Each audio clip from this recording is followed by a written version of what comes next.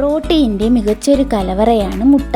മുതിർന്നവർക്കും കുട്ടികൾക്കും ഒരുപോലെ ആരോഗ്യദായകമായ ഭക്ഷണം കൂടിയാണിത്. മുട്ടയുടെ വെള്ള കഴിക്കുമെങ്കിലും നമ്മളിൽ പലരും മുട്ടയുടെ മഞ്ഞക്കരു ഒഴിവാക്കാറാണ് പതിവ്. എന്നാൽ മുട്ടയുടെ മഞ്ഞ കഴിക്കുന്നത് കൊണ്ട് നിരവധി ഗുണങ്ങളുണ്ട്. അനാരോഗ്യകരമായ കൊഴുപ്പ് അടങ്ങിയിട്ടുണ്ടെന്ന് കരുതിയാണ് മുട്ടയുടെ മഞ്ഞ കഴിക്കുന്നത് പലരും ഒഴിവാക്കുന്നത്. വിറ്റാമിനുകളായ എ, ഡി, ഇ, കെ തുടങ്ങിയവയുടെ കലവറയാണ് ഈ മഞ്ഞക്കരു.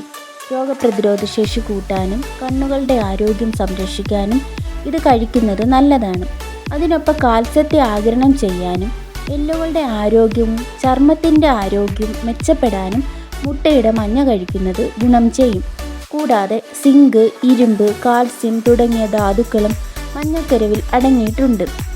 വിറ്റാമിൻ B2 മികച്ച ഉറവിടം കൂടിയാണിത്. ഇത് ചുവന്ന രക്താണുക്കളുടെ ഉൽപ്പാദനത്തിന് അത്യാവശ്യമാണ്.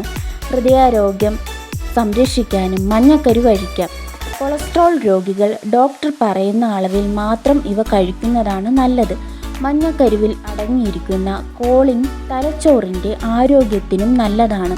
വിറ്റാമിനുകളും ധാതുക്കളും അടങ്ങിയ മുട്ടയുടെ മഞ്ഞ തലമുടിയുടെയും ആരോഗ്യത്തിൻ്റെയും ഗുണം ചെയ്യും. ഒമേഗ 3 ഫാറ്റി ആസിഡ് ലഭിക്കാനും മുട്ടയുടെ മഞ്ഞ കഴിക്കാം.